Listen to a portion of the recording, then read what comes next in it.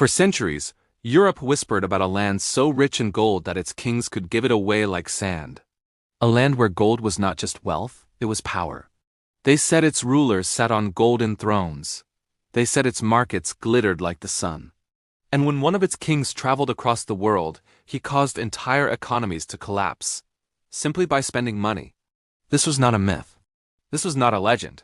This was real. This was the Mali Empire, the empire that controlled gold and terrified Europe. In the Middle Ages, gold was everything. It meant power. It meant armies. It meant survival. Europe was desperate for it. North Africa traded for it. The Middle East depended on it. But almost no one knew where most of the world's gold actually came from.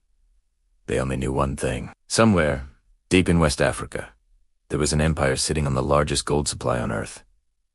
That empire was Mali. At its peak, Mali stretched across large parts of modern-day Mali, Senegal, Guinea, Niger, and beyond. It controlled the most important trade routes in Africa. And more importantly, it controlled the gold mines. In a world where gold meant global power, Mali was a superpower. The story begins in the 1200s with a legendary ruler named Sundiata Keita. According to tradition, Sundiata was once a weak, crippled child that no one believed would become king. But he rose, united the Mandinka people, and defeated their enemies. And in doing so, he created the Mali Empire. Under Sundiata and his successors, Mali did something no other African state had done before. They built an empire based not only on war, but on trade, organization, and wealth. Mali controlled gold going north, salt coming south, and trade flowing across the Sahara Desert. Every caravan paid taxes. Every merchant paid fees, and the empire grew richer, and richer, and richer. But Mali's true legend would come from one man, Mansa Musa. He is widely considered the richest human being who ever lived. Not in Africa, not in history. In all of human history, his wealth is almost impossible to calculate in modern money. But what made Mansa Musa famous across the world was not war. It was a journey. In 1324, Mansa Musa decided to go on pilgrimage to Mecca, and he did not travel like a normal king. He traveled with 60,000 people, thousands of soldiers, hundreds of camels, each camel carrying hundreds of kilograms of gold.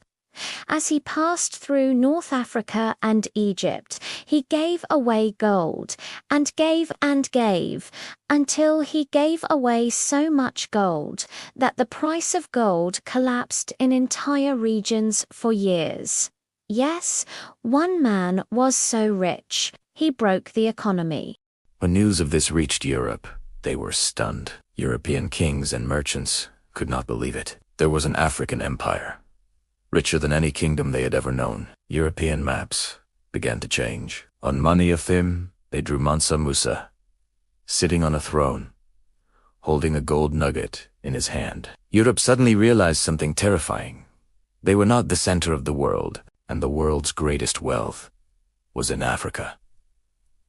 This fear, this curiosity, this hunger for gold would later help drive European exploration and eventually colonization. But Mali was not only rich in gold, it was rich in knowledge. Mansa Musa turned Timbuktu into one of the greatest cities on earth. He built universities, libraries, mosques. Scholars came from North Africa, the Middle East, and beyond.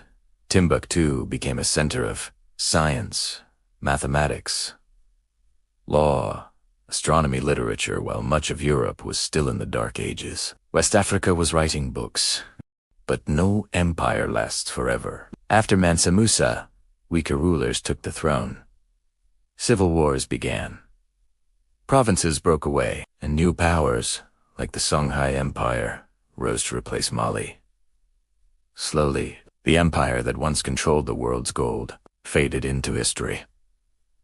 But its impact never disappeared. Mali proved something the world tried to forget. Africa was not poor. Africa was not backward. Africa was not waiting to be discovered. Africa was leading, building, trading, teaching, and shaping the global economy. Before Europe ever arrived, the Mali Empire was not just rich, it was powerful.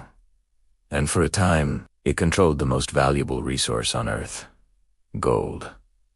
This was the empire that controlled gold and terrified Europe. If you want more stories they never taught you in school, subscribe to Academic GH, because African history is world history.